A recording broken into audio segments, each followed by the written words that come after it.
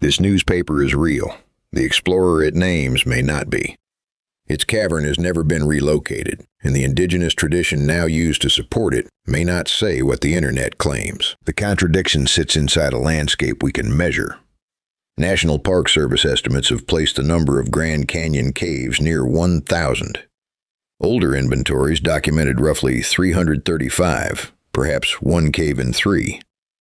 Unknown cavities almost certainly remain. Yet the canyon's most famous alleged cavern supposedly contained a passage nearly 1 mile long, copper weapons, mummies, inscriptions, and enough artifacts to fill museum galleries.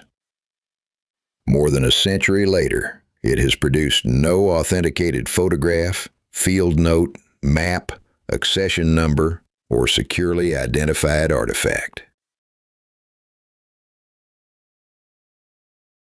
When our team began examining this story, we expected the usual argument between believers and skeptics. What we found instead were 2 separate histories being compressed into one modern legend. A fair warning before we go further. Hopi emergence teachings are living religious and historical traditions. They are not anonymous folklore, and they are not clues left for outsiders to collect. Published versions differ among narrators, clans, villages, and recording circumstances. We will inevitably simplify some details, but we will not flatten those differences. I'll make exactly 3 promises. First, we'll separate the original newspaper article from everything added later. Second, we'll test the alleged expedition against Smithsonian and archaeological records. Third, we'll compare the story with early Hopi accounts and ask whether either source actually supports the modern legend. Our framework is provenance. Provenance is the documented history of evidence, where something was found, who handled it, how it was recorded, and where it went afterward. Think of it as chain of custody combined with version control. A remarkable object without provenance may still be interesting. It cannot carry the same historical weight as an excavated, photographed, catalogued object tied to a known location. That distinction will follow us into the canyon. On Monday, April 5, 1909, readers in Phoenix opened the Arizona Gazette and encountered a front-page report. It is usually transcribed under the headline, "Explorations in Grand Canyon, Mysteries of Immense Rich Cavern Being Brought to Light." The paper named the discoverer as G.E. Kincaid, not Conincaid, not Consincade, not G.Q. Kincaid, and not Kincaid. A wonderfully cinematic mistake created by pulling the name apart. The original article says G.E. Kincaid. That small correction matters because it lets us watch the legend mutate. The article portrayed Kincaid as an explorer and hunter who had traveled down the Colorado River from Green River, Wyoming, toward Yuma, Arizona. It did not clearly establish that his original journey began as a Smithsonian expedition. According to the story, he found the entrance during an earlier river voyage, after noticing stained rock or sediment high on a canyon wall. Smithsonian involvement supposedly came later. The reported entrance stood approximately 1,486 feet above the river. That is almost the vertical height of the Empire State Building, including its antenna. Kincaid allegedly climbed from the river, reached a shelf, and entered through a passage cut into the stone. Picture the physical scene. Below him, the Colorado strikes the canyon walls with a continuous low roar. Loose limestone shifts under his hands. The river becomes a narrow brown line as he climbs, while the cliff above offers little shade. Then the bright canyon falls behind him, and the entrance narrows into darkness. According to the newspaper, the interior was no ordinary solution cave. It was an artificial, cross-shaped complex. A main corridor supposedly continued nearly a mile into the rock. That is farther than 15 football fields placed end to end. Rooms branched from it at regular intervals. The article described pottery, copper tools and weapons, granaries containing stored seed, carved figures, and a shrine-like chamber. It interpreted several objects as Oriental or Egyptian in appearance. That language belongs to early 20th century diffusionism. the assumption that sophisticated American structures must have originated with travelers from Egypt, Asia, or another Old World civilization. The report also described bodies wrapped in bark cloth and placed inside a separate chamber. Some male bodies were estimated at more than 9 feet tall. Then the trail ends. No mummy can be measured. No copper object can be chemically analyzed. No inscription can be compared with a known writing system. The article gives us detailed claims. Provenance gives us nothing beyond the page. The strangest absence is not inside the cavern. It is outside it. An excavation of this scale should have generated paperwork before anyone moved a mummy. The Antiquities Act, enacted in 1906, prohibited unauthorized excavation. On January 11, 1908, Theodore Roosevelt had proclaimed Grand Canyon National Monument. The landscape was federally protected when the article appeared. It would not become a national park until February 26, 1919. The article named S.A. Jordan as the Smithsonian-affiliated archaeologist directing the alleged investigation. Yet no securely identified Smithsonian archaeologist of that name has been connected with a matching excavation. The expected record would be extensive. Correspondence, permits, expense accounts, transport instructions, photographs, field notes, accession numbers, storage locations, annual report entries, and eventually a scientific publication. Moving numerous bodies and metal objects out of the canyon would require people, boats, packing material, and logistics. This was not a USB drive someone could lose behind a desk. The Smithsonian Institution's Department of Anthropology has repeatedly answered inquiries by saying it possesses no records substantiating the expedition, Kincaid's employment, Jordan's alleged role, or receipt of the collection. Correspondence associated with Smithsonian archaeologist Don D. Fowler has also been cited in institutional responses to the Grand Canyon cave story. The exact dates and wording of every circulated Smithsonian letter should be checked against the originals before any quotation is treated as definitive. The institutional position itself is clear. Surviving records do not confirm the expedition. An archive can lose a file, a name can be misspelled, a box can remain uncatalogued for decades. None of that is impossible. Provenance, though, is cumulative. One missing letter is weak negative evidence.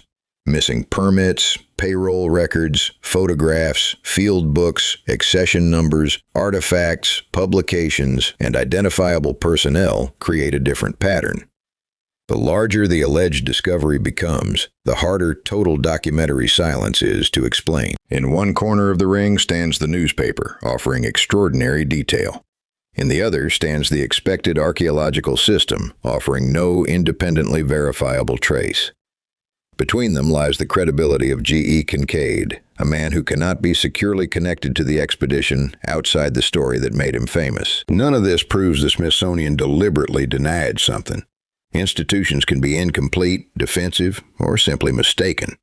Suppression requires another claim, however, that every relevant object and document disappeared while leaving no authenticated survivor outside institutional control. Fabrication requires fewer moving parts. Remember the first promise. We have separated what the article actually claimed from one later exaggeration. Kincaid was not clearly described as launching a government-sponsored voyage. He supposedly made the discovery first. Smithsonian investigation followed. The next mutation involves a second newspaper report. Modern retellings often claim that the Arizona Gazette published another story on April 9th, only 4 days later.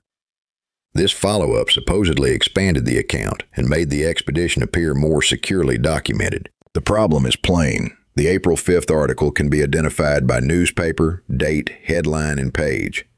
A distinct April 9th report has not been comparably established in the standard documentation surrounding this legend. Without a complete scan, headline, page number, and archival citation, it cannot be treated as confirmed. This is citation laundering. One writer repeats an uncited claim, a second cites the first, a documentary cites both, and sheer repetition begins to resemble corroboration. It is historical retweeting before anyone checks the original account. The changing names reveal the same process.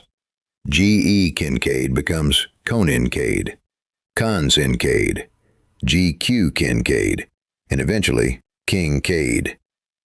Each alteration looks harmless by itself. Together, they expose a story being copied farther and farther from its source. Period newspapers make the audit harder. They publish genuine archaeological announcements, political reporting, promotional copy, embellished adventures, and outright tall tales in similar columns. An old newspaper clipping proves that words appeared in print. It does not authenticate the event those words describe. Nor does sensational journalism make every report from that era false. The record is more complicated than that. Providence asks us to judge this particular claim by its own supporting trail. That trail is empty. Then investigators attached Hopi tradition to the story. Hopi accounts recorded before the modern Kincaid legend describe successive worlds, catastrophic destruction, underground refuge, and emergence into the present world. The term, generally written as sipapu, pronounced sipapu, refers to an opening associated with emergence. A small symbolic sipapu also appears in many kivas, connecting ceremonial space with the larger structure of Hopi cosmology. Published accounts often associate Sipapuni, pronounced Sipapuni, near the junction of the Colorado and Little Colorado rivers, with emergence traditions. This is sacred geography within a living cultural landscape, not merely a coordinate waiting for an expedition. They say the Hopi remembered tall, hair-covered beings living beneath the Grand Canyon, sometimes identified as ant people. Place that beside the Gazette's giant bodies, and the match appears precise, until we inspect the sources. Jesse Walter Fuchs, pronounced Fuchs, recorded Hopi traditions during the late 19th century. At the time, these were commonly called Tusayan migration and ceremonial traditions. Fuchs worked for the Bureau of American Ethnology. His work gives us an early written baseline, including accounts published around 1900. It is valuable partly because it predates the modern internet legend. It is also the work of an outsider operating within the unequal anthropology of his period. Recording sacred knowledge does not become a neutral act merely because the notebook is old. Heinrich Rickert Voth, pronounced Heinrich Rickert Voth, published extensive Hopi traditions. His work includes narratives of earlier worlds and underground protection involving beings commonly translated into English as ant people. Yet Voth's intrusive methods and his publication of restricted material left a deeply controversial legacy. Strip away the modern documentaries. Do either of these early records consistently describe 9-foot, hair-covered canyon dwellers? No. The principal early sources support underground refuge, emergence, and beings translated as ant people. They do not consistently describe those beings as tall, hairy humanoids, nor do they consistently place them inside a mile-long complex beneath the Grand Canyon, containing copper weapons and Egyptian-style statues. That separation is crucial. Frank Waters brought Hopi traditions to a much larger, non-Hopi readership through Book of the Hopi in 1963. He worked with Oswald White Bear Fredericks as a major intermediary. The book became influential in popular spirituality.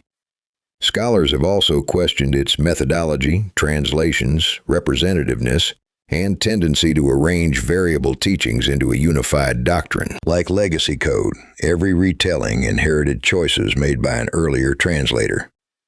Later writers added more code without checking what the original system contained. Over time, broad similarities hardened into supposedly exact matches. The basic Hopi account concerns humanity passing through worlds, receiving protection, and emerging. Its meanings can be historical, ceremonial, spiritual, geographical, or several of those at once. Sacred history does not have to fit the modern Western division between literal report and symbolic myth. The Gazette story makes a different kind of claim. It describes an alleged archaeological collection containing artificial corridors, mummies, copper objects, inscriptions, and imported cultural styles. That claim lives or dies by physical evidence and chain of custody. We are left with two accounts sharing an underground setting. Once the later additions are removed, most of the precise correspondence disappears. Underground chambers appear generally in emergent. Sacred canyon geography matters in Hopi tradition, although surviving versions vary. Giant bodies appear in the Gazette, but tall ant people are not a consistent early description. Hair-covered beings are not established in the principal sources. Egyptian or Asian artifacts belong only to the newspaper story. So do the mummies and unidentified inscriptions. The Smithsonian excavation remains contradicted by the surviving institutional record. Broad motifs can resemble one another without describing the same event. Flood stories do not prove that every flood account identifies one historical river. Underground refuge does not establish a single archaeological address. The third promise is now fulfilled. Early Hopi accounts do not securely support the modern formulation of tall, hairy ant people inhabiting Kincaid's cavern. The geology, however, refuses to let the mystery die completely. Grand Canyon limestone contains extensive cave systems, formed as groundwater dissolved carbonate rock. The Mississippian Redwall limestone is especially important. Despite its name, the exposed cliffs are often stained red by material washed down from layers above. Older National Park Service summaries commonly listed roughly 335 documented caves, while estimating that approximately 1,000 may exist. Inventory totals change as surveys continue, but the scale comparison remains useful. Hundreds of cavities may still be undocumented. The canyon is difficult country. Entrances can open onto vertical walls, remote tributaries, unstable ledges, or routes reachable only by technical climbing and river travel. Millions of people may visit the park in a year, yet most see overlooks, roads, and maintained trails. A landscape familiar around the world can still contain terrain that is rarely entered. Cave coordinates are withheld for ordinary, responsible reasons. Uncontrolled visitation can destroy mineral formations, disturb wildlife, damage archaeological materials, expose human remains, or place an unprepared visitor in mortal danger. The Federal Cave Resources Protection Act of 1988 provides further protection for significant caves. From the outside, respect can look like secrecy. Tribal communities may also restrict information about sacred places. That is stewardship, not automatic evidence of a cover-up. Hopi cultural preservation work, including advocacy associated with Lee J. Kawanwisima, pronounced Kuwanwisiwuma, has emphasized consultation, repatriation, and the authority of communities to protect ancestral knowledge. Unknown caves almost certainly exist. That does not make every unknown cave story true. The canyon also contains thousands of genuine archaeological sites, habitations, granaries, trails, rock art, mines, farming locations, and ritual places. These sites demonstrate a long and complex indigenous presence. Their materials fit regional patterns of occupation, exchange, migration, hunting, farming, and pilgrimage. Accepted archaeology has not produced evidence for an Egyptian or Asian colony matching the Gazette article. The real reversal lies in that archaeology. The unsupported element is not the antiquity or sophistication of indigenous life. It is the imported civilization fantasy laid over it. Early 20th century Americans were fascinated by Egypt, vanished races, and diffusionist explanations. Faced with substantial architecture in North America, writers repeatedly imagined old world builders instead of crediting indigenous societies. We examined the same mechanism in our investigation of the mound builder myth. Archaeology was used not only to uncover the past, but at times to remove native people from it. The Kincaid story fits that cultural software remarkably well. Its artifacts become Oriental. Its creators become outsiders. Its excavation becomes a rescue operation led by a prestigious Eastern institution. The canyon's documented indigenous history is reduced to background scenery. Grand Canyon is the homeland and sacred landscape of multiple peoples. The National Park Service recognizes traditional. These include the Havasupai, pronounced Havasupai, The Hualapai, pronounced Wallapai, the Hopi, the Navajo, Southern Paiute nations, and the Pueblo of Zuni. Their relationships with the canyon are not interchangeable. No single tradition speaks for all of them. Here, mystery storytelling can cause actual damage. When Hopi emergence teachings are selectively mined to authenticate Egyptian treasure, their cultural meanings become secondary to an outsider's adventure. A living sacred tradition is converted into downloadable bonus content for a newspaper legend. That is backwards. The second promise concerned the alleged expedition. Smithsonian denial alone is not infallible, but the combined archaeological test is severe. There is no authenticated site, no verified collection, no documented personnel chain, and no accepted regional evidence matching the reported assemblage. The most economical historical judgment is fabrication or extreme sensational embellishment. Several interpretations can still coexist. The Gazette may have printed a deliberate tall tale. It may have transformed a real cave discovery into something exotic and commercially irresistible. Kincaid may have existed, but been misrepresented. A natural cavity could remain somewhere near the described route, while having no connection to mummies, inscriptions, or Egypt. Every one of those possibilities is more plausible than a fully excavated, mile-long museum disappearing without a single verified object escaping the silence.